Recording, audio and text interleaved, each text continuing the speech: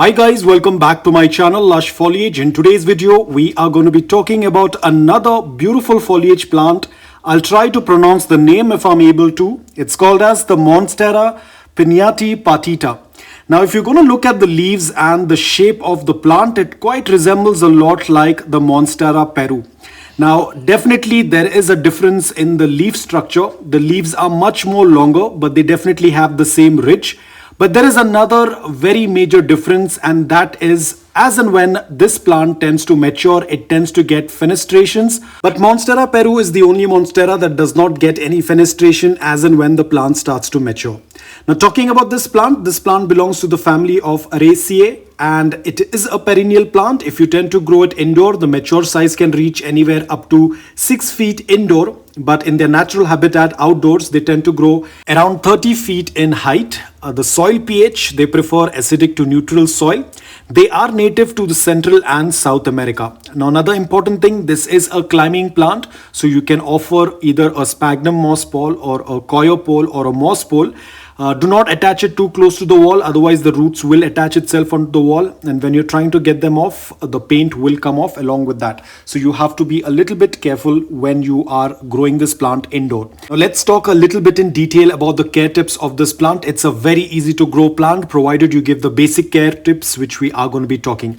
Now, talking about light, getting things right in terms of light levels is a key to ensuring healthy glossy foliage that develops first-rate fenestrations. If the plant does not get enough light, it can get leggy and the leaves will not split. You will not have that fenestration on the leaves.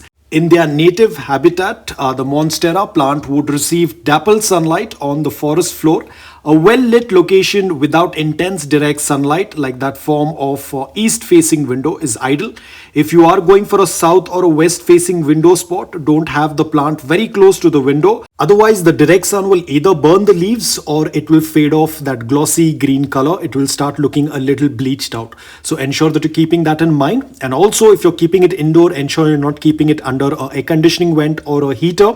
Give it a good amount of indirect bright light as long as the direct sunlight does not fall onto the leaves. Now, talking about the soil mix, it's very important. Do not plant your Monstera in a compact soil. They prefer loose, airy, porous kind of soil mix. I tend to use the same soil mix, which is a mix of coco peat, garden soil, sand and perlite. Coco peat because they prefer slight amount of moisture in the soil but not soggy wet soil.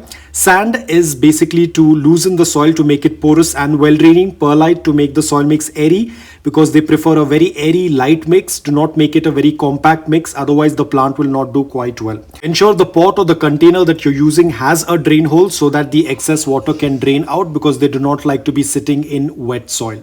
Talking about watering, it remains the same. Remember guys, most of these foliage plants are from a very tropical environment. They prefer slight amount of moisture but not soggy wet soil. So whenever you see upper layer of soil around 1 to 2 inches is dry, go ahead and do a complete watering. During summers, the same thing. During summers, the frequency of watering is going to be a little bit more as compared to winters. Winters, you'll have to reduce the watering because most of the foliage plants tend to slow down their growth. I wouldn't say they go into a complete dormancy, but they tend to slow down their growth.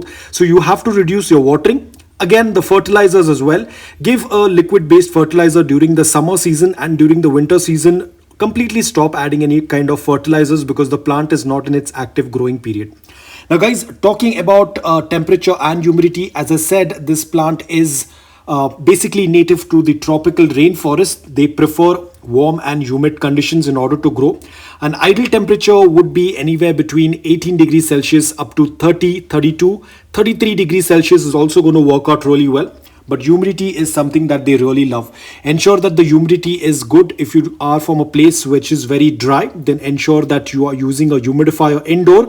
If you are growing it outdoor, then try to club other plants around it. You can even use a pebble tray method beneath it to increase the amount of humidity. Probably a light mist during the afternoons is going to work out really well. This is for people who are from a very dry environment. People who are from a very humid environment or closer to the coastal area, you do not need to do much because ideally your environment would be a little bit high on the humidity. Anywhere above 50% of humidity is going to work out really well for this plant. Now, talking about propagation, it's pretty simple to propagate your Monstera. I'm sure everyone has propagated Monstera someday or the other. All you have to do is find the node and just beneath the node, probably a couple of centimeters beneath the node. You can go ahead and cut it off and ensure that the cutting blade, knife or scissor, whatever it is, it has to be sterile, and then you can either do a water propagation or you can put it into the soil. This is going to work out really well. Now guys, talking about pest issues, ideally this plant does not get affected with any pests, but if you have other plants that are infected with aphids or mealybugs, then definitely those will transfer onto this plant.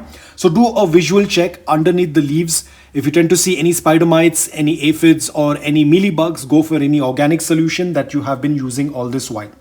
Now talking about, is this plant toxic? Yes, this plant is toxic to humans and pets. So ensure that you're keeping this plant away from the reach of small children and pets. Other than that, this plant is very, very easy to grow. So if you are a beginner and you're looking out for a plant that has a very low maintenance, then definitely this is one of the plants that you can add in your collection. If you are a fan of growing plants on a pole, or you prefer plants that tend to climb, then this is one of the plants you can add in your collection. They look absolutely beautiful. They have this really dark green foliage which tend to be very glossy, as in when they get a good amount of indirect bright light, and they have this rich kind of leaves. They are not very smooth like our other foliage plants, but it looks absolutely unique and beautiful. Apart from this, this plant is slightly rare, so you might not happen to find it in your local nursery. I had swapped this plant with one of my friend, but it's very rare to find this online as well. So if you find it, all the best. Don't miss out on this beautiful plant because it's very unique and quite rare. So guys, that's all about it. I hope that this video was helpful to you. If it was, please hit the like button. And if you're new to my channel, please consider subscribing to it. Until then, take care, stay safe and keep planting.